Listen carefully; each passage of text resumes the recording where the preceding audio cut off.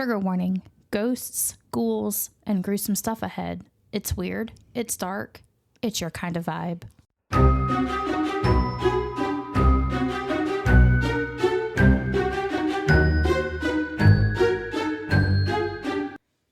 Welcome to Haunted and Homicidal, the podcast where true crime meets the paranormal. I'm Lauren. And I'm Courtney. Every week we uncover the terrifying, the twisted, and the totally unexplainable. Lock your doors and grab your sage. Because things are about to get haunted and homicidal. Hey guys. What's up? What's up? Lots been going on. We haven't recorded in 2 weeks. Yes, because I was out of town. Yes. I was in North Carolina. Weather was so much better. I didn't want to leave. Yeah. It wasn't hot and humid. It's starting to get cooler here, thankfully. I was outside yesterday cleaning off my porch. For Took like about 2 hours. 2 seconds. Well, it was okay yesterday. I mean, it was hot, but it wasn't like unbearable because normally I can go outside for like 2 minutes and die. And I didn't die yesterday, so. Yeah, no, okay. we pretty much stayed like outside. And it felt so nice. So I am like an outside person, but I have to be like at the beach. I don't like just being outside. Well, we were at the beach, like we were at a beach house. So we like sat on the They deck. have a beach there? In North Carolina? Yeah. Really? See, I get like flabbergasted. The Atlantic Beach, yeah. Yeah, I get so flabbergasted when other Outer Banks, Emerald Isle. Nope. Yeah. No, the only beaches that I know are Mississippi and Florida. Yeah, Mexico. Because we would go either because we were like 3 hours from the beach and then like 3 hours to the mountains.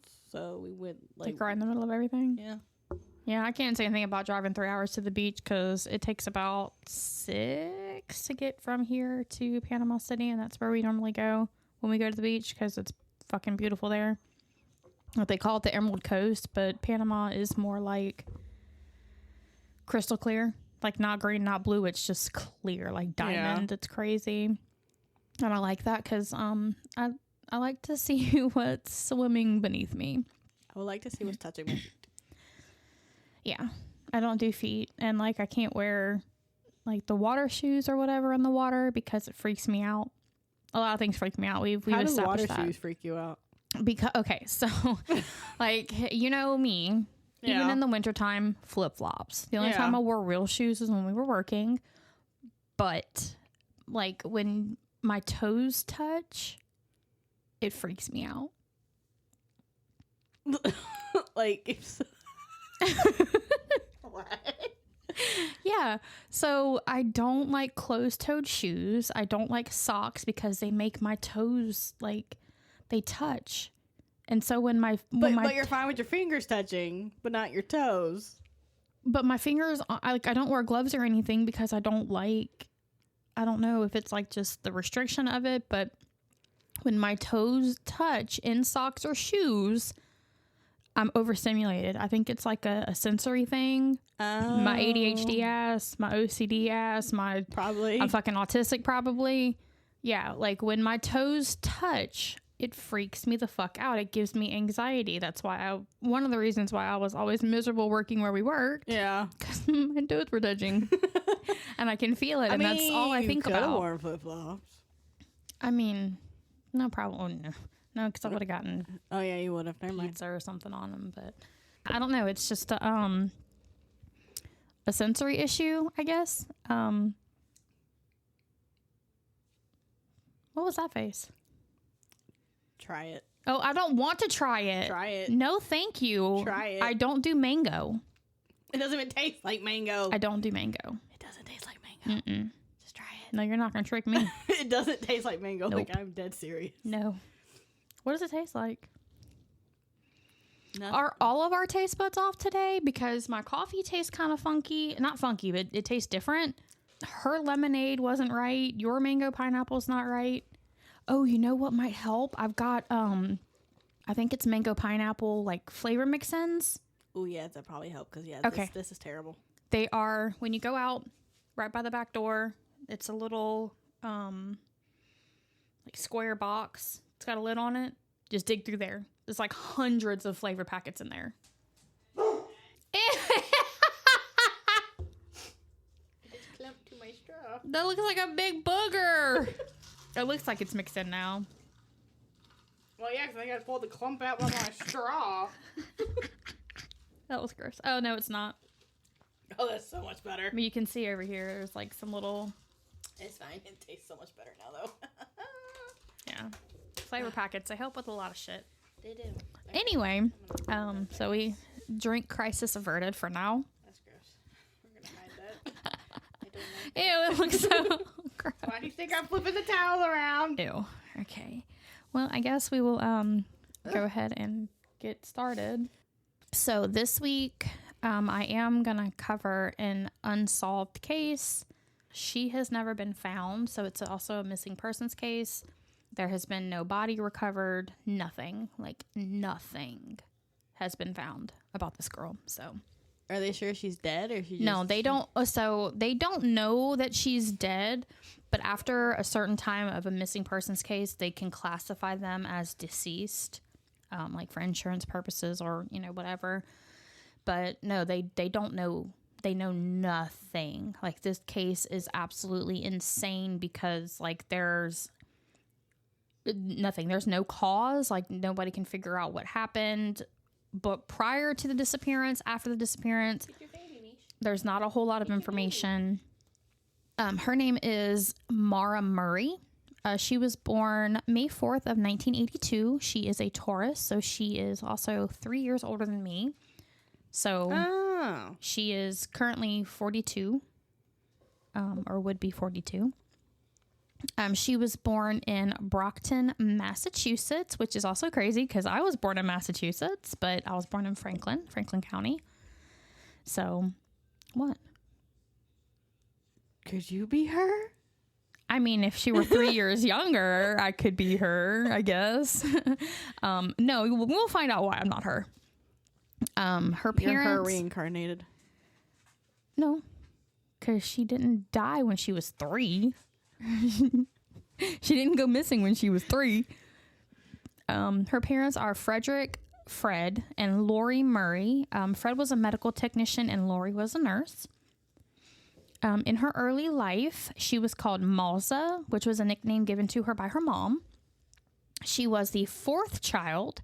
She has one older brother, Fred, 2 older sisters, Kathleen and Julie, and a younger half-brother named Kurt. She was raised in an Irish Catholic household, so very strict, very religious. When she was 6, her parents unfortunately did divorce, and she lived primarily with Lori, which is, again, her mom.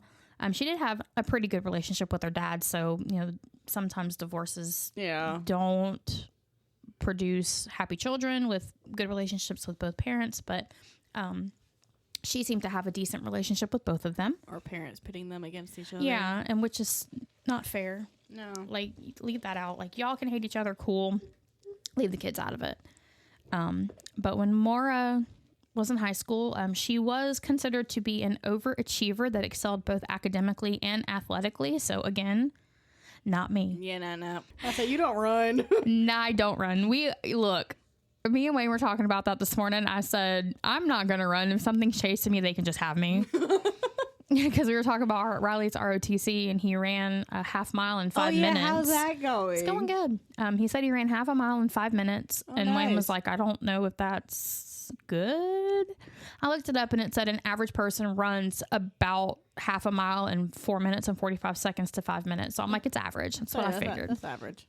But yeah, I am not athletic. I was academically an overachiever, and I still am. Still are. Yeah. But athletic, the only thing I run is my mouth. So. And my husband can verify that. And probably everybody else. She was very active in her community. She participated in nearly every sport, including competitive AAU basketball. And AAU stands for Amateur Athletic Union, which is a nationwide organization in the United States that runs tournaments, leagues, and events for many sports, but most famously basketball. But they also do volleyball, track and field, baseball, and, other sports that kids participate in.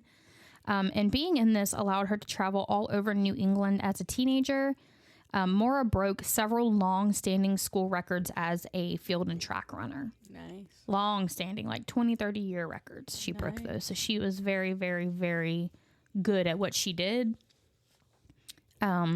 She was selected as Boston Globe All-Scholastic in cross country, and she qualified for the U.S. National Scholastic Outdoor Championships in the 2-mile as a sophomore in 1998, and she finished 33rd in the country, not in the state, in the country. Damn. 33rd. Hundreds, thousands of students participated in this, and she got 33rd. Oh, nice. Yeah, so she was really good. She did graduate at the top of her class from Whitman-Hanson Regional High School in Hanson, Massachusetts. So after high school, she was accepted into the military academy in West Point, which is in New York, and that's like one of the most famous military academies around. Every time you hear about something, it's coming from West Point. There, she studied chemical engineering for 3 semesters, so this girl was smart, okay? Super smart.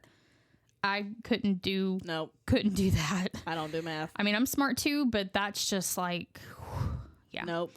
But then she transferred to the University of Massachusetts Amherst after her freshman year to study nursing when she decided that West Point was not the best fit for her. Same girl. Same.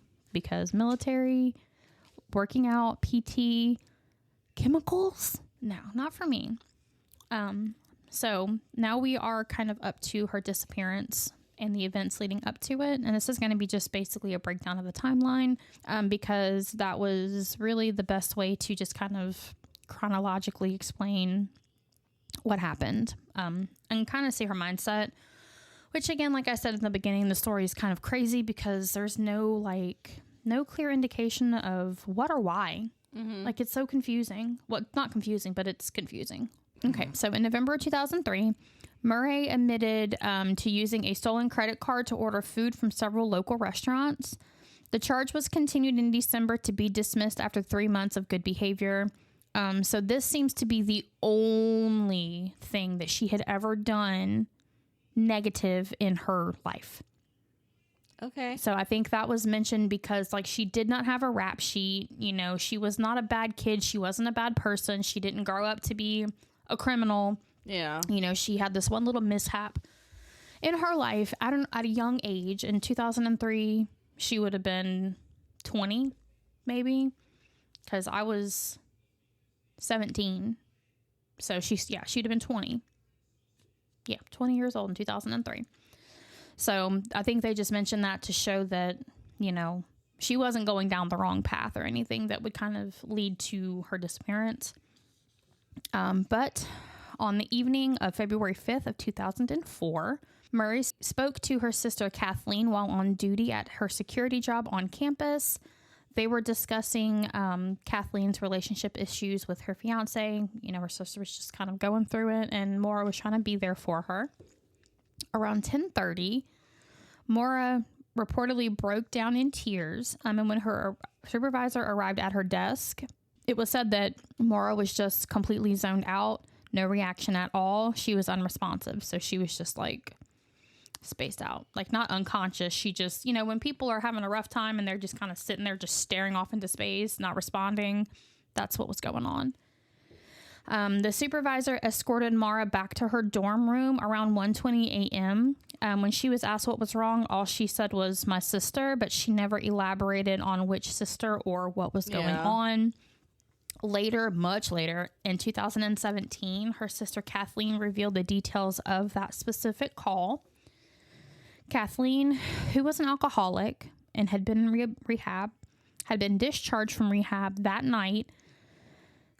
And on the way home, her husband / fiance or whatever he was at the time took her to the liquor store. Seriously? And she relapsed. Seriously? And so she had called Maura at that time and was telling her about this, and Maura was just devastated. Why are you going to take someone to the liquor? What the hell? Yeah. So there's that. So, I mean, it's understandable why she was upset. Like, her sister was doing so good in rehab. Take him out in kneecap. Yeah, so you can kind of understand why she was like really upset. I would be really upset. Bitch ass motherfucker. Take him out his freaking kneecaps. I don't understand either. Like, I mean, why would you do that? I don't know. I guess because maybe that it doesn't give any information about the husband or fiance or anything like that. It just says that he took her to a liquor store and she relapsed. He was a piece of shit. Obviously. And it could be that he was also an alcoholic or he was abusive and that was his way of controlling her. Like there could be so many things. Or the sister could have asked and he didn't know how to say no. Just say no and don't drive her. I understand that, but you know, if you are in a relationship with a narcissist or someone who's abusive, no is not always an option. I mean, you see on these 600-pound life shows or whatever, they can't get up, they can't make their own food, but these people are still feeding them 62,000 calories a day. I never watched those shows. Okay, well, that's what they do. And I'm always sitting there like, they can't get up and make their own food. They're either going to eat what you give them or they're going to starve. At that point, I just want them to starve. Yeah. But you feel bad because they're not eating. They're not getting what they want. They throw a tantrum and it's just easier to shut them up. So I don't really know what the situation here is.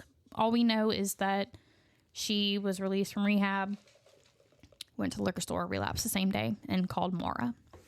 So 2 days later, on February 7th, Maura's father visited her. They went car shopping and then went to dinner with a friend of Maura's. Afterward, Maura dropped her dad off at his hotel and borrowing his car, which at that time was a Toyota Corolla, she went to attend a dorm party. She arrived at the party at 10:30 p.m. and left at 2:30 a.m. And at 3:30, en route to her father's motel, Maura struck a guardrail on the Massachusetts Route 9 in Hadley, causing nearly $10,000 worth of damage to the car. So, well, yeah. They don't know if she was drinking or inebriated of any kind of drugs or alcohol. The responding officer wrote on the accident report, but there is no documentation of a field sobriety test being conducted on Maura. So, again, they don't know if she was drinking. But she was driven to her father's motel where she remained until morning. Why wouldn't they have done a sobriety test? I don't know. Cops drop the ball frequently. At 4:49 a.m., she made a call to her boyfriend, but the conversation details are currently unknown. Later that morning, Fred learned that the damage to his vehicle would be covered by his auto insurance. So he rented a car, dropped Maura off at the college campus, and left for Connecticut, which is where he was living at the time.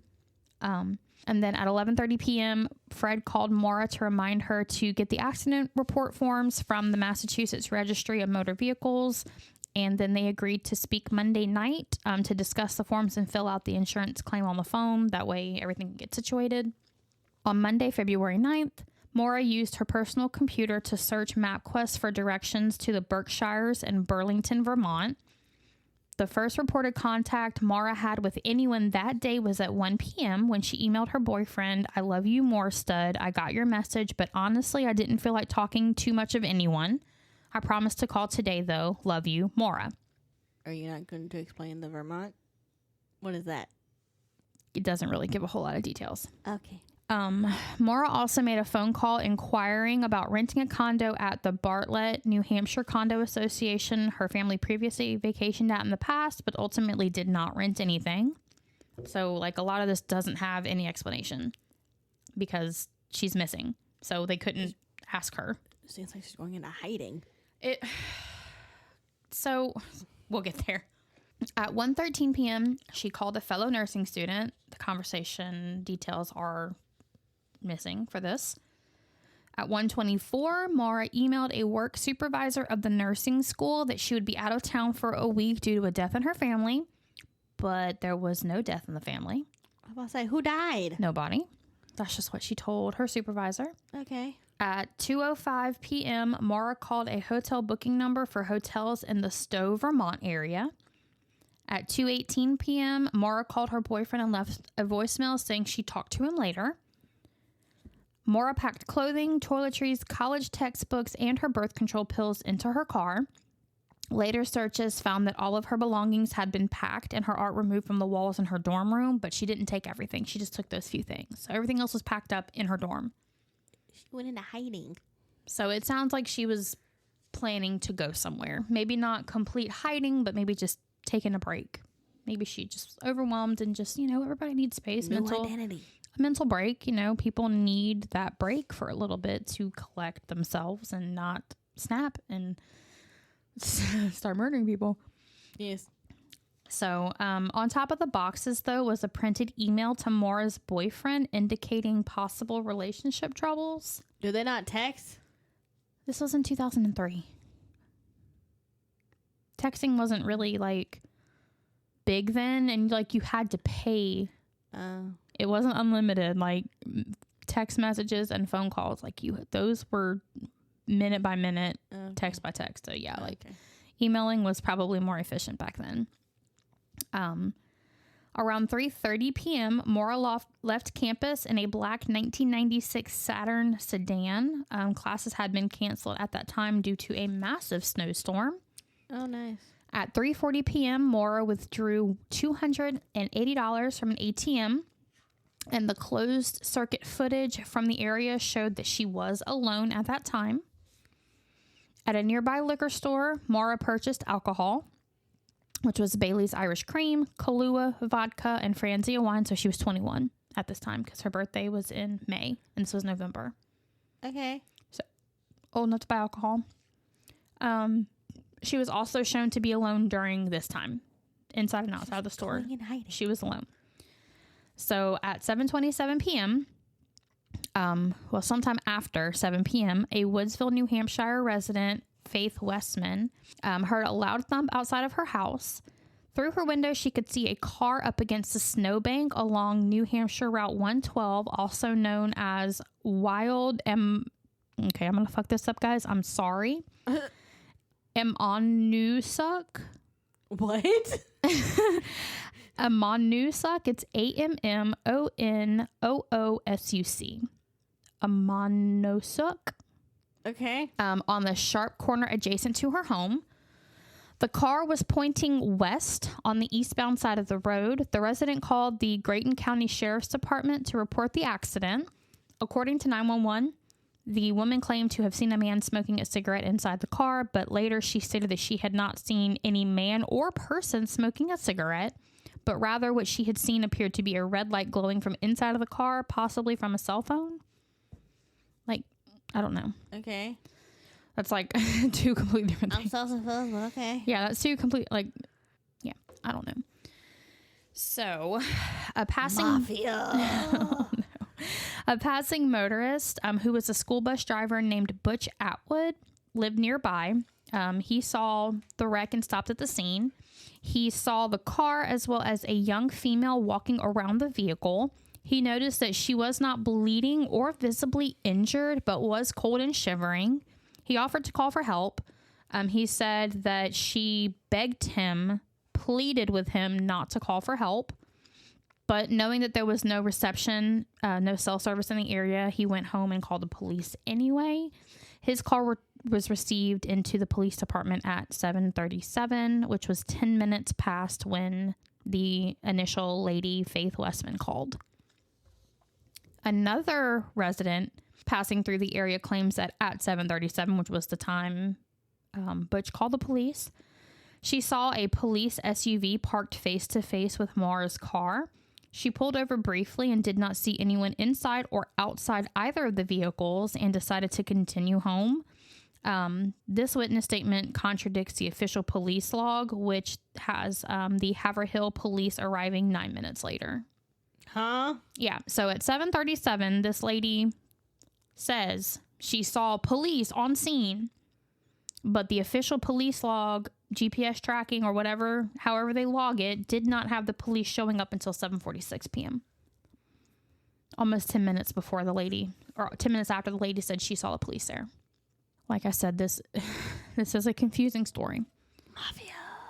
So at 7:46 p.m., the police arrive on the scene, but the driver, Maura, had disappeared. No one was inside or outside of the car. The car had impacted a tree on the driver's side of the vehicle, severely damaging the left headlight. and pushing the car's radiator into the fan, rendering it completely inoperable. So even if Maura had wanted to move it, she couldn't. The car's windshield was cracked on the driver's side. Both airbags had been deployed, and the car was locked. Were the keys with the car? I don't know. Maybe? I don't remember it saying anything about the keys, but maybe we'll get there. I don't know. I'm so confused. I know.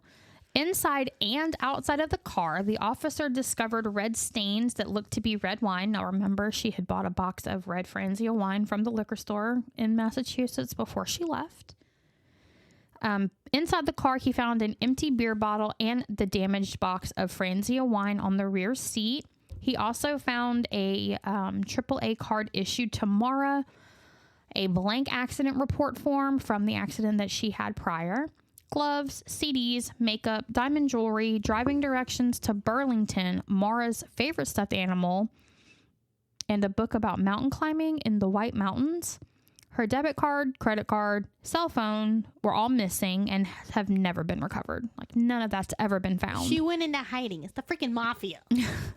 Police later revealed that all the bottled liquor was also missing. So the Kahlua and the Irish cream, the Baileys, gone. They don't know, like, if she drank it and just threw it away at a different stop, or she took it with her, or if there were other people involved that found her and they were like, hey, come with us, grab your liquor, let's go party. They don't know anything. Nothing.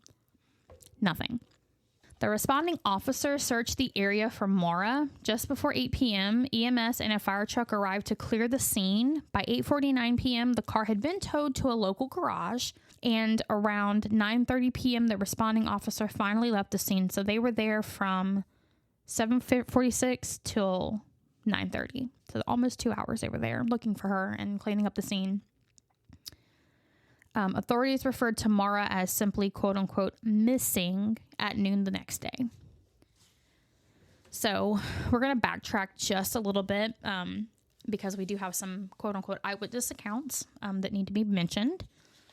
Between 8 and 9:30 p.m., a contractor returning home from Franconia, New Hampshire, reportedly saw a young person moving quickly on foot eastbound on Route 112, which was the route she got in the accident on. About 4 to 5 miles east of where Maura's vehicle was found, he noted that the young person was wearing jeans, a dark coat, and a light-colored hood.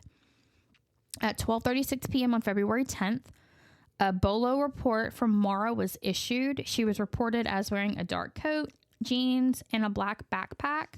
A voicemail had been left on her dad's answering machine stating that her car had been found abandoned. He was currently out of state working and didn't receive the message at that time. So that sucks. Big time. That does suck. At 5 p.m., one of Maura's sisters contacted Fred to inform him of the situation. He then contacted the Haverhill police and was told that if Maura was not reported safe by the following morning, that the New Hampshire Fish and Game Department would start a formal search looking for her. So she would have been gone by 2 days at that point, 48 hours, give or take. Fred arrived before dawn in Haverhill on February 11th, so the following day after he talked to the police, he showed up. At 8 a.m., Maura's family, along with the Fish and Game Department, as well as others in the area, began to search for Maura. A tracking dog tracked the scent from one of Maura's gloves 100 yards east from where the vehicle had been discovered, but lost the scent. This suggested to police that Maura had left the area, possibly in a vehicle. Because if she had continued walking, they would have continued with the scent. Hitchhiking. Or maybe being carried, possibly. If she were unconscious or something. But she would not have been walking because they would have been able to follow the scent. At 5 p.m. that same day, Maura's boyfriend and his parents arrived in Haverhill to assist with the search and was interrogated in private, then with his parents. At 7 p.m., police said they believed Maura came to the area either to run away or attempt suicide, which her family believed to be highly unlikely on both parts. During the return flight to Haverhill, Maura's boyfriend turned his phone off, because on an airplane, especially in 2003. At some point, he received a voicemail that he believed was the sound of Maura sobbing into the phone. The call was traced to a calling card issued to the American Red Cross. Dead end. Couldn't figure anything out about that. So Monday, February 12th, Maura's father and her boyfriend held an evening press conference in Bethlehem, New Hampshire, and the next day the first press coverage was published. So February 13th, the media finally published it. She went missing the 9th, 4 days. It took them 4 days to publish anything about her. Good job. Yeah. So at 5:04 p.m. on February 12th, the police reported that Maura might be headed to the Kankamagus Highway area and was listed as quote-unquote endangered and possibly suicidal. Again, this was just an inclination that they had. Nothing indicated that she was suicidal. Yeah. Like nothing. Because she had never been, prior, never mentioned it to anybody. They didn't find any documents in her room or journals or diaries or anything that would indicate suicide. But they just assumed that that's what was, a possibility in this case. Police reports stated that Maura was intoxicated at the crash site, but the only person who had claimed to have had any contact with Maura after the accident, which was the bus driver gentleman, said that Maura did not seem impaired in any way. So the police... the wine could have just broke. The police didn't even have any contact with her. They didn't know if she was drunk. They didn't do a field sobriety test because they couldn't find her. How are they going to say that she was drunk? Exactly. It's an assumption, it's but... a boxed wine, and it's gonna break. Right, crashed, and it's in a bag. Yeah, it's gonna bust. Especially in an accident. Yeah, exactly. But, the police know everything, so... A week after her disappearance, her father and boyfriend were interviewed by CNN's American Morning. Her family expanded their search into Vermont, dismayed that the authorities there had not been informed of her disappearance. So none of the surrounding states were notified that there may be a missing person. Aren't they supposed to? I think so. Usually when they put out a bolo, it's supposed to go to, adjacent cities, adjacent states, I would think. Oh, sorry, Misha. But they didn't know. So her parents made that happen. Police initially treated her as a missing person, which could be the reason why they didn't notify, because she's an adult. At that time they didn't think it was mysterious or suspicious or that she was endangered. So that could be a reason why they didn't put the information out into other states. But they did believe that she may have wanted to disappear voluntarily. This was based on her travel preparations and no evidence of foul play. So again, that could be the reason why they didn't say anything to the neighboring states. Mafia. Do they even have mafia in New Hampshire? You never know. I mean, maybe. I don't know. They have them here. They could what? Huh? They what? You've never heard of the Dixie Mafia? Girl, look that shit up. Ooh, it's wild. We'll talk about it after this because I do not want a price on my head. But, ooh, I got some shit. Okay. Look it up. Okay. Although missing persons cases are normally handled by local and state police, the FBI joined the investigation 10 days after Maura disappeared. The FBI interviewed relatives from Massachusetts, and the Haverhill police chief announced that the search was now nationwide.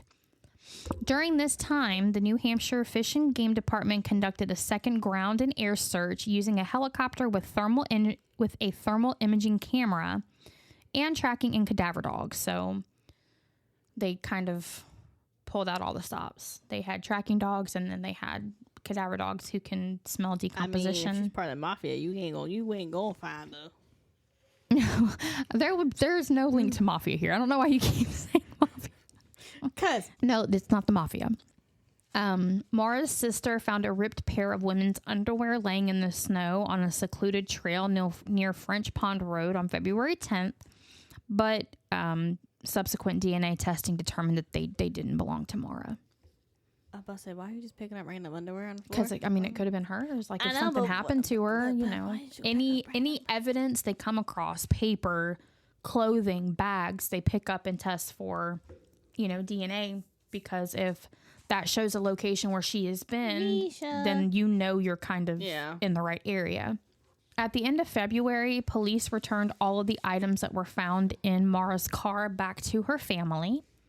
On March 2nd, The family checked out of their hotel and went back home. So she went missing February 9th. They all showed up to look for her between the 10th and the 11th. So they were there for about 3 weeks before they ended up having to go back home. Her dad, Fred, returned nearly every weekend to keep searching. So he was very dedicated on trying to find his daughter. In March of 2004, another disappearance happened. And this was the disappearance of Brianna Maitland in Vermont, which was 66 miles away from Maura's last sighting. This disappearance drew comparisons from the media and law enforcement due to the similarities in disappearance. However, state police said that the two were not connected in any way. Sex trafficking. I mean, it's possible, man. Like, anything is possible because we know nothing. There's no information.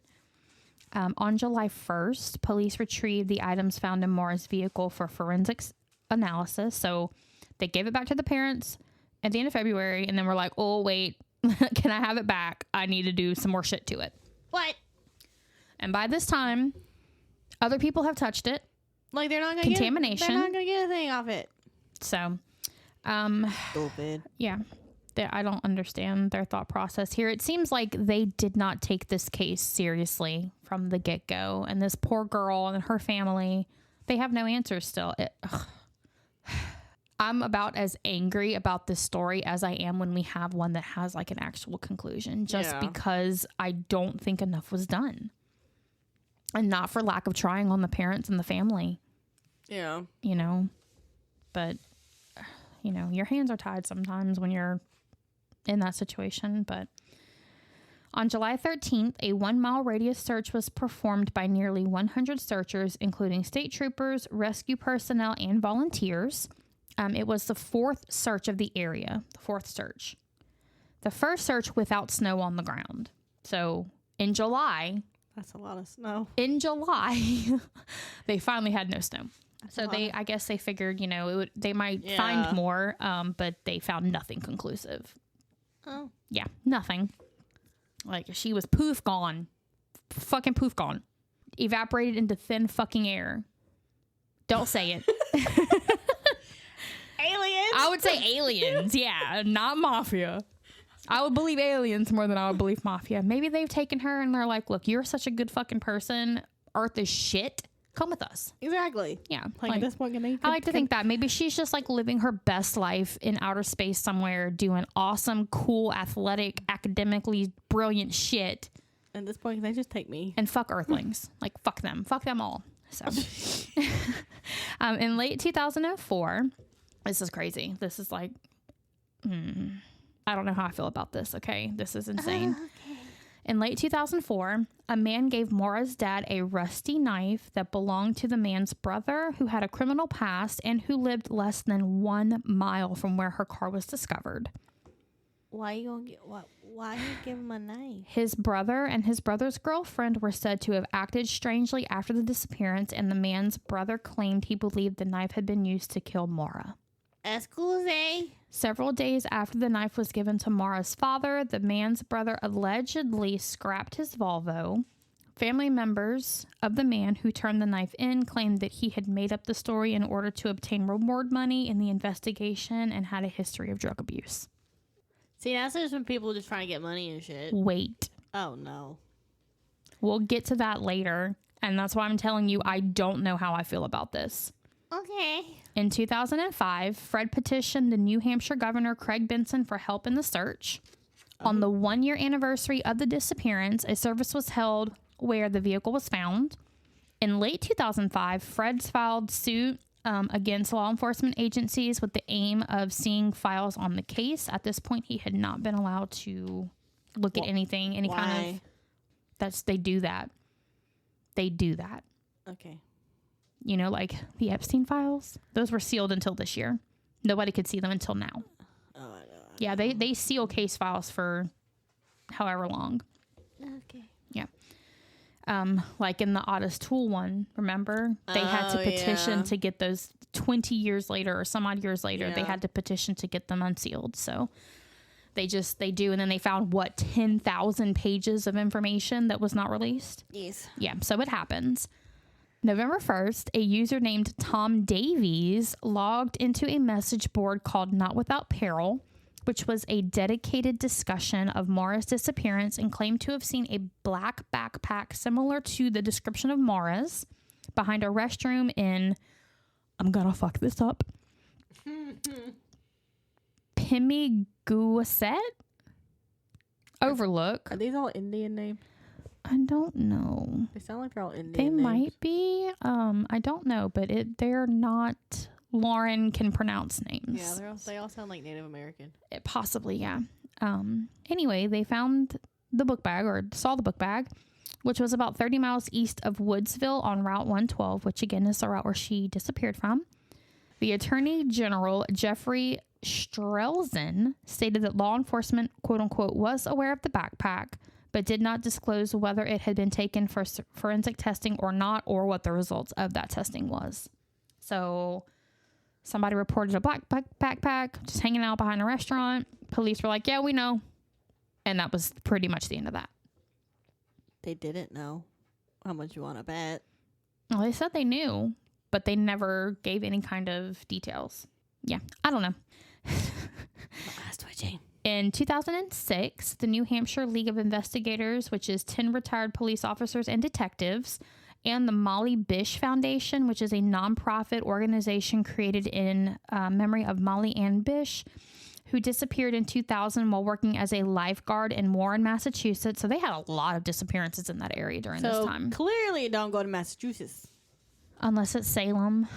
And then we'll Salem, but we'll just put you in a cauldron and let Hecate and Lilith handle you. Yeah, exactly.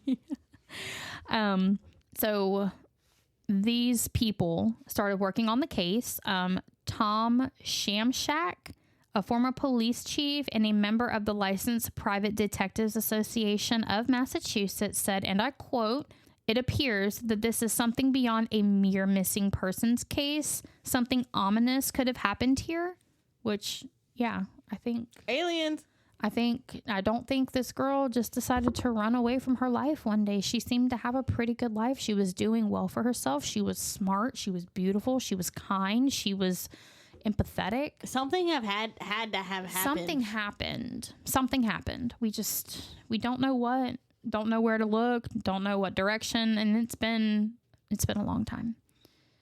It's been 22 years. That's a long time. So, the Arkansas group.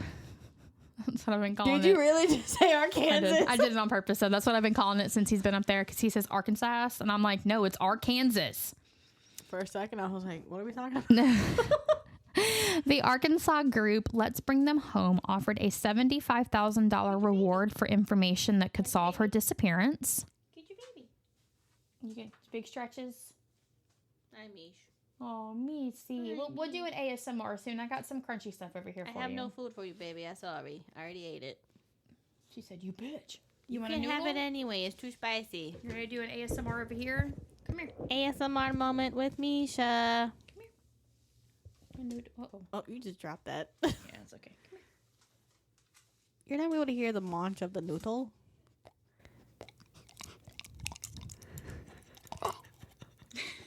You got it? All right, let mommy get you a crunchy one. She said, give me a better one. She's like, crunches. She's like, I want a crunch. She's cleaning up the what is chicken. That? What is that? Sweet potato. Oh. What else is in there? Sweet potato, beet, zucchini. Here. Are you sniffing it? Here. Here. Wait, there's a green radish? She doesn't like the microphone. I don't think she likes these. She's spitting them out. She said, no sweet potato for me.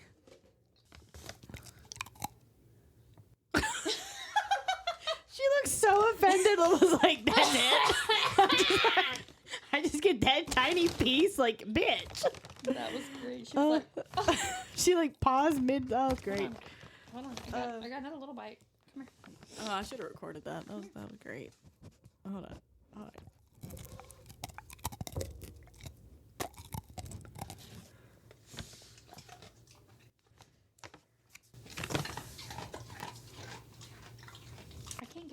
up here. Because she doesn't like the microphone. We've already learned that.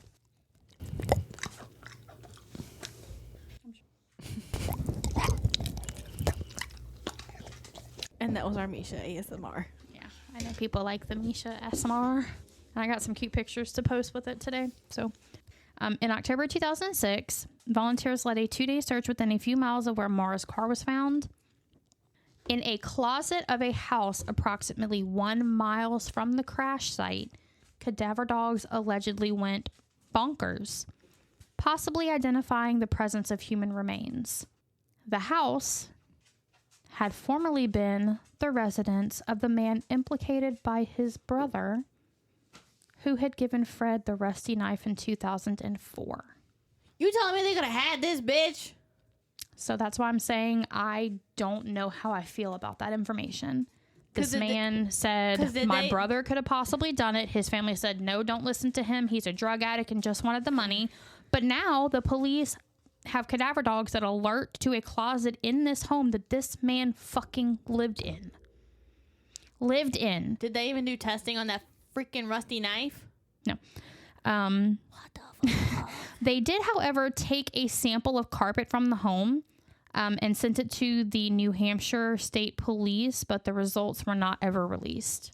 Because they know what the results are, and they're gonna. So again, like I said, I don't know how to feel about this. Okay, I don't. This seems like a very good lead that they just fucking let slip. Pretty much. So, in 2009, which was 5 years later, Maura's case was given to the New Hampshire's Cold Case Division, and authorities began handling it as a You haven't get past it down over there. I malfunctioned. Clearly. And authorities began handling it as a quote-unquote suspicious missing persons case. So 5 fucking years later, they're like, well, this is kind of suspicious. Bruh. Maura's case was one of many cited by proponents of a statewide cold case unit for New Hampshire. Also in 2009, homicide prosecutor Jeffrey Strelzin, the guy from earlier, said that the investigation was still quote-unquote active and was being treated as a potential homicide. I guess so since they found that the cadaver dog hit on that closet, they're thinking something nefarious happened, which they should have been thinking that from the beginning, but it is what it is. They should have thought that when the dude brought the freaking knife. And they should have thought of before that. That too. Completely before that. In 2014, on the 10th anniversary of her disappearance, Jeffrey Strelzin stated that there had not been any credible sightings since the night she disappeared. Fred believed Maura to be deceased, having been kidnapped the night of her disappearance. Yeah, because that dude probably killed her. I mean, that is a lead that I for sure would have followed up on. For fucking sure followed up on that. Don't listen to the rest of them. Like, if they should have just went with it. They should have followed up on it. Even if it turned into nothing, it should have been followed up on. Because it was something. Yeah, it was something. For fucking sure it was something. In February of 2019, Fred stated his suspicion about the nearby house where the cadaver dogs alerted. That's my suspicion too. Super suspicious. In July of 2020, Maura's family launched Maura's #Blue Ribbon campaign to remember and honor Maura. Also in 2020, local landowners informed the Murrays of their plan to cut down the tree with Maura's #Blue Ribbon. The family offered to purchase the tree and lease the land and undertake any means necessary to preserve the tree. Oh, the tree that she hit. Yeah. What they're using as a memorial for her on that route. However, in February of 2021, the New Hampshire Victim Advocate Office informed the Murrays that the tree had been completely destroyed. They weren't even given a second thought. Which makes me so fucking angry. October 16th of 2020, an official request was made to the New Hampshire Division of Historical Resources to erect a state highway historical marker recognizing Maura's disappearance at the location she was last seen on Route 112. On March 5th, 2021, Ben Wilson, the director of the New Hampshire Division of Historical Resources, denied the request, citing arbitrary quote-unquote requirements. On March 9th, 2021, her sister Julie sent an appeal for reconsideration. September 14th of 2021, police announced that bone fragments had been found on Loon Mountain in Lincoln, New Hampshire, 25 miles east of the crash site. But in November, it was announced that the remains that they found were not Maura's. In January 2022, the FBI issued a national alert in Maura's case and created a violent criminal apprehension profile, which allowed multiple law agencies to share information regarding her case. So they put the information out there just in case there are similar disappearances and they do find a perpetrator, it could possibly be linked back. Did they ever check that dude's yard? What do you think the answer to that is? They cut the carpet out, tested it, never released the information. My guess is they found out what they needed to know and fucked up and were embarrassed and decided not to pursue anything. That would be my guess, because it's not out of the realm of things that the police have done before. But here's how to help. If you guys have any information, want to push back, get things going on this case again, you can reach out to the New Hampshire State Police Cold Case Unit. You can reach out to the FBI. You can reach out to the New Hampshire Department of Justice Cold Case Unit. The nonprofit Let's Bring Them Home still has information going on about Maura. The CUE, which is the Center for Missing Persons Community United Effort. They have information. There is still a GoFundMe up right now, and it was been created by her sister Julie, just kind of helping the family navigate on trying to find her, if they need to go back and look or, whatever their needs are. It's, this family is deserving for sure. If you would like to hear more about the story, Julie, Maura's sister, has a podcast called Media Pressure, The Untold Story of Maura Murray. I listened to it. It's like 6 episodes or 8 episodes, hour and a half, give or take. Devastating. This family is suffering so bad still. And this is like a newer podcast. It's not like from many, many years ago. This is newer. Devastating story. No answers, no clues, no nothing. They need to have a clue. They fucked that up. I mean, they need to have several fucking clues, but they don't.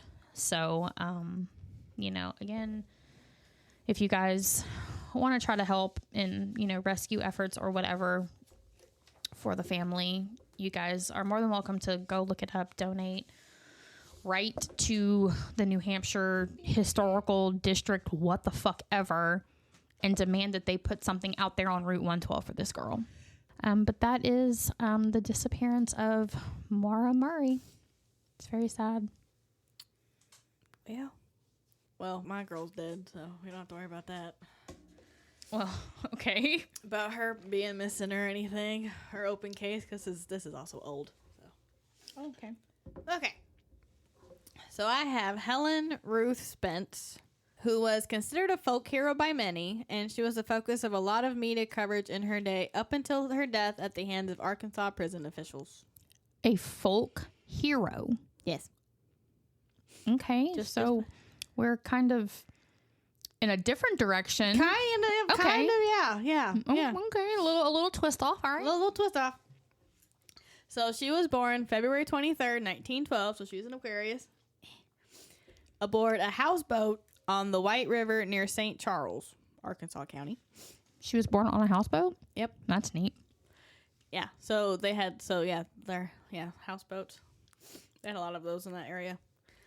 So Arkansas's houseboat dwelling, they were called the River Rats. Okay. Yeah, that's what they called them. Were eventually expelled from the area as the U.S. Army Corps of Engineers tamed the White River. So pretty much all the houseboats pretty much got bye-byed. Okay. Rude. Yes. So she had a mixture of awe and disdain by the drylanders with whom she went to school with, so she only gained a 9th grade education, and then she married a local boy turned moonshiner, Buster Eaton. In 9th grade. Yeah, she gained a 9th grade. Well, she gained only a 9th grade education. Didn't it Oh, say, and like, then later. Okay, yeah, I was about to say, what the fuck? It didn't say when she married him. It just said... Like, I have a 9th grader, well, an 8th grader, and he's 14, so 9th grade's 15. Yeah, What the I mean, back in those times, that was normal, but the fuck? Yeah, it didn't say when. It just says she married him. So the marriage didn't last long, and she returned to the White River to live with her father, Cicero Spence, and her stepmother. Her mom had died years before, so... That's sad. And so during a fishing trip, a Mississippi man named Jack Worrells shot and killed her dad, assaulted her stepmother. What the fuck? Who died in Memphis, Tennessee hospital on January 7th, 1931. What the fuck? So this is why she popped up on your little thingy. At Jack's murder trial in DeWitt, she did what the locals called river justice. Oh. She wore a stylish red velvet suit that she had sewn herself. Fuck yeah, she did. Complete with white rabbit fur muff. So, like, you know that little thing when they, like, hide your hand, like, the ladies have that, like, put your hands in? Mm-hmm. She was wearing that. Okay. And according to the New York Times article published on January 20th, 1931, and I quote, drawing a pistol as the jury rose to decide the fate of the man on trial, Miss Ruth Spence Eaton, who was 18... Fuck yes.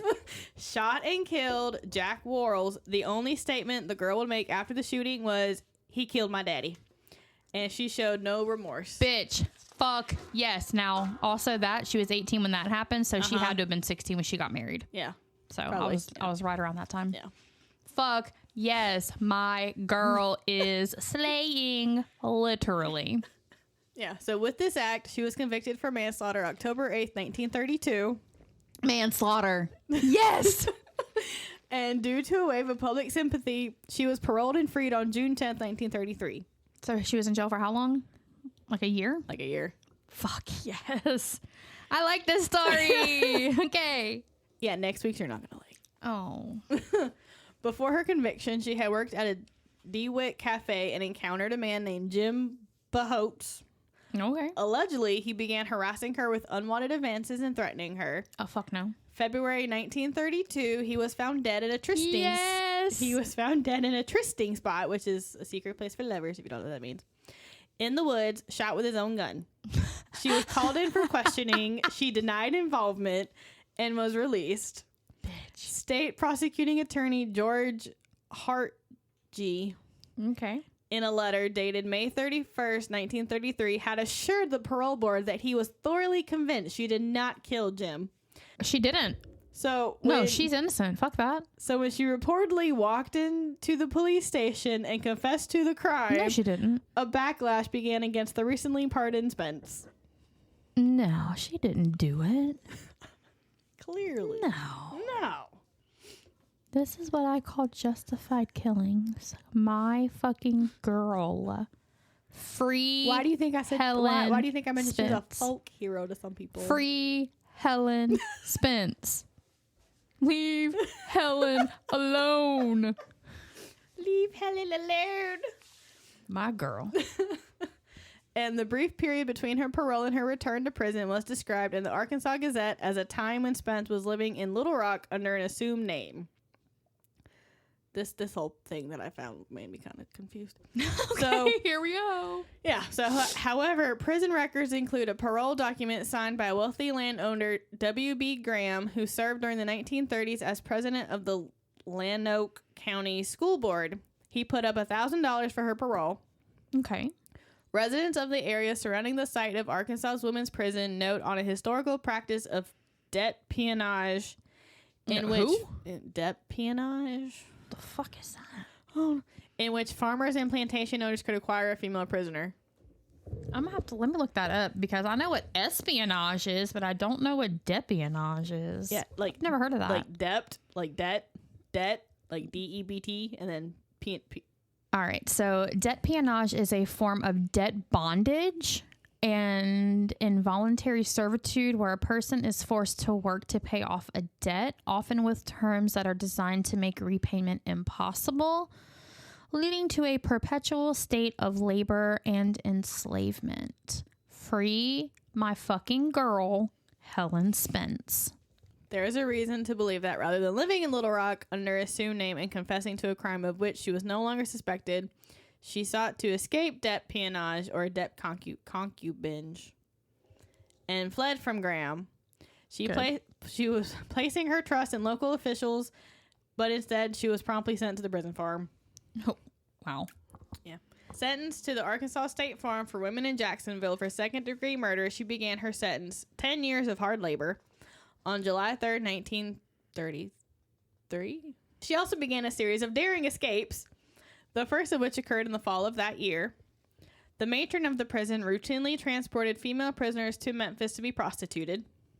Oh, wow. Yeah. That's not good. Oh, Yeah, no, that's how they did it back then, apparently. that's probably how they still do it, but... Probably. And Spence, who was a proficient seamstress, as you know from her outfit she made from when she shot Jack, secretly collected red checked cloth napkins from the cafeteria and sewed them into the lining of her uniform. Oh, see, look, my bitch. Upon arrival in Memphis, she requested to go to the bathroom. Turning her uniform inside out, she simply walked out from the bus station, though she was quickly recaptured. Oh. From September to November 1933, she escaped a total of 3 times. Wow. Only to be caught and punished by 20 lashes with a leather strap known as the Black Snake. Oh. This method involves stripping a prisoner naked and placing the prisoner over a wooden barrel to be whipped. She contracted a fever afterward, perhaps due to kidney problems resulting from the beatings. What the fuck? And records show that the petite 5-foot-tall woman was subjected to a round-the-clock series of high enemas. Yes. Ha-ha! With a colon tube. What? They beat her and then stuck a tube up her butt and flushed her system? Why? Like, just... Followed by repeated douches. What the... Why? What? And alternating doses of morphine. A pattern of treatment that was, even by the standards of the time, excessive and which was already out of fashion. Treatment? What the fuck kind of treatment? What? Yep. What? Yep. I don't... And she was sick during all this, too. I'm really stressed out right now. I don't like this story anymore. Even when her fever dropped below 99 degrees, this ordeal continued for days. Punishment. Mm-hmm. Not treatment. That's punishment. Mm-hmm. Extreme, cruel, inhumane punishment. Mm-hmm. Having things shoved inside of you. Mm-hmm. And she's only 5 foot tall, so that's... I wouldn't give a fuck if she was 7'3". But like, that's a complete violation. Yes. That is sick. Oh. Wow. Okay. And then December 1933, Arkansas's Lieutenant Governor Lee Cozart ordered her to the Arkansas State Hospital for observation. I'm sure he fucking did. The hospital director concluded that she was not insane and should be returned to prison. However, they held her at the asylum for an additional month. Okay. They were like, oh, well, she's insane. She has to go to the hospital. And the doctor at the hospital's like, she's not. Well, she doesn't need to be here. Like, you can... So what, did they hold her just to get her better, or what was the situation? They wouldn't let her come. They wouldn't let her come back. The prison wouldn't let her come back. They were like, no, she needs to stay there, or they just but wait. She wasn't doing anything. She was being fucking tortured. Yeah. Oh my god. Yeah. Okay. Yeah. During this period, she submitted a story to the publication Liberty Magazine, but it was rejected. The prosecuting attorney's office confiscated her story. Upon her final escape, it was reported she had written on the magazine's rejection slip, "I will not be taken alive." Okay, well, going down without a fight. Or, I mean, with a fight. She's going down with a fight. Uh-huh. She escaped from a specifically constructed cage-like cell. What? On July 10th, 1934. Assistant Prison Superintendent V.O. Brockman and prison trustee Frank Martin, himself a convicted murderer, came upon her as she walked down a country road. Martin shot her behind the ear, killing her instantly. What in the actual fuck? I'm angry right now. Your eyes twitching. I'm I angry. can see your eye twitching. I'm very angry. Yeah, I can see your eye twitching. I'm stressed. He was charged with being an accessory to murder for purposely allowing her to escape. Brockman was acquitted but lost his position as assistant superintendent. Martin was also acquitted of her murder and eventually paroled. Hundreds of people appeared at the funeral home to see her remains, and she was buried at St. Charles next to her father. Local legend says that a young man named John Black led a group who broke into the funeral home during the night before the planned funeral and took her body, which they buried in an unmarked spot. Black reportedly planted a cedar tree to mark the spot, and for decades he tended the secret grave. Before he died, he entrusted this task to their mutual friend, I'm about to butcher this, Lemuel Cressy, Elsie Brown. And according to Brown, after parole, Frank Martin later returned to DeWitt and bragged about killing Spence. He walked into the grocery store to buy a loaf of bread. The lady sold him a different loaf, told him it was just as good and cost less. Frank Martin ate dinner that night and never woke up the next morning. Yes. It was always said that the river got him. Yes, I love it. That's it on Helen Spence. I mean, that sucks. That really sucks. But he got what he deserved. So this other guy that took the body, they were friends, or? So from what I was reading, I guess because they all everyone liked her. It sounds like it, yeah.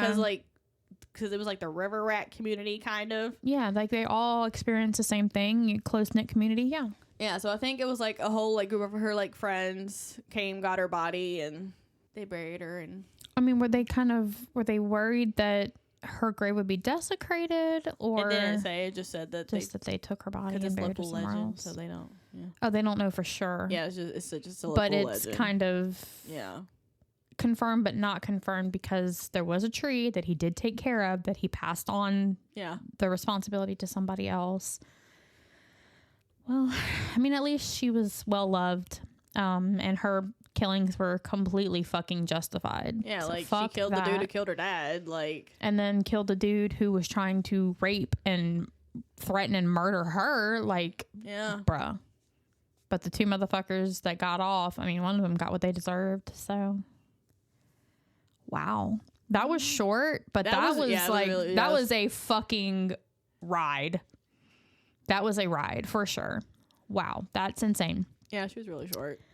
Yeah, but that's crazy. Mm-hmm. It was like a lot of information in those little short 4 pages. Yeah. Wild. That's wild. Wow. So that's a good one. I like that. I liked it, but then I didn't like it, but then I liked it again. Yeah, you're not gonna like it. You're really not gonna like next week's. Well, that's a really. Is he as bad as Pazuzu? Oh God. Okay, I'm gonna have to prepare myself for that. I'm gonna need to woo goose blah blah. And yeah, your eyes are gonna really twitch. No, but yeah. So that was our week. I know I took up the majority of this, but it was a long story. But I felt like Maura's story needed to be told, and it's been told frequently a lot. I just think any additional coverage and, highlighting on this, especially right to the New Hampshire people about putting a marker on there for her. Since they cut down her tree. Yeah. Any kind of memorial, something for this poor girl and her family, because they don't have answers still. And that really hurt my pinky. I mean, if you could just imagine it's one of your family members with literally no trace of anything, no inclination, you're going your whole life not knowing what happened, and if you can't write to somebody or, you can't donate, just share her story. Go on Facebook and look her up. Look up the podcast, give that some love and support. Just get the word out there, because you'd want it to be done that way if it was your family member missing. So we're not here just to tell you the stories, but we're also here to kind of guide and help where we can. And when we're able to, we will also make a donation to the GoFundMe or whatever we can do. But we're definitely going to be doing that. But that was our stories for this week. I know these last couple of weeks have been a little rough with Pazuzu. We're still kind of reeling from that. His mother still pisses me off. Gross, disgusting, nasty pigsty whatever. Just the fact that his mom just lived in it and like, was how? like, okay, love you, bye. Like I don't understand. Like his mother pissed me off. Yeah, the whole community pissed me off. Like, how do you not know? Anyway, we're past that. We're not going to talk about him anymore. He is over. But of course, as usual, you can find us on Facebook, facebook.com/haunted and homicidal. You can find us on Patreon, where you can show us love and support. Join our tiers, where you can get shout outs, special little goodies that we send out, access to our book nook. Oh, if you have any of your own stories, hauntedandhomicidal@gmail.com. We would love to hear from you guys. Even if you don't have a story, if you just want to drop in and say, hey, what is up? We do appreciate the love and support that we have gotten thus far. We've grown pretty quick. I was checking our statistics the other day, and I was super humbled by the number of listeners that we have, especially where they're coming from. Mississippi, which is where we are currently, where we're from. She's not from here, but she's been here a long time. Yes. So this is where we currently are. So we're just from here. That's where most of our listeners come from. And we have a lot in Illinois. So what's up, my Illinoisans? And I don't know what you guys are called, but Illinoisans. Sure. Definitely not that. Illinoisians. Illinoisians. Okay. Anyway, thank you guys in Illinois for listening to us. We do have a couple of other states that are catching up quickly to Illinois. So y'all Illinois people need to step up the pace and catch up with Mississippi, because we're almost at 30 listeners in Mississippi. It doesn't sound like a lot, but we are still in our infancy of this podcast. So we're still babies. We definitely appreciate our Mississippi listeners, our Illinois listeners. We've got Utah, California, Germany, Georgia, not the state, the country. I didn't even know that was a country. We have, I think, Ireland. I think you told me Ireland. We have a lot of like overseas listeners, which is fucking fantastic. We love you guys. We will be doing stories like from that area eventually. We're trying to stay, in the States for now. But there are a lot of interesting cases from overseas that we are dying to get our hands on. Especially paranormal. There's a lot of paranormal overseas stuff that's going to be great. So just keep listening. We will cover it eventually. But again, if you guys have suggestions, email them to us. Give us a like, comment on our pod, on Apple, Spotify, Amazon, wherever you guys listen to us. It kind of gets us up in the ratings and gets us even more listeners. The more listeners we get, the more we are able to monetize. The more we are able to monetize, the more we're able to do. Yes. Which means better items that we can send out for our little goodie bags, events, cons, meetings, all that good stuff. Again, we are going to be in not New Orleans, but it's West Wago. It's in Louisiana. It's about 30 minutes outside of New Orleans. We're going to be there October 18th. Which is a Saturday, for the Grimoire Academy Witch Market Convention thing. So we're definitely going to be looking for sage and crystals and all the goodies. So we hope that you guys can join us, at least some of you. But again, thank you guys for listening. We truly love you guys, and thank you so much for the support. It's been a ride. Thank you. But we are enjoying every little crazy ass minute of it. Truly. Yes. It's been great. So we will talk to y'all later this week when we do our paranormal. Okay, bye. Bye.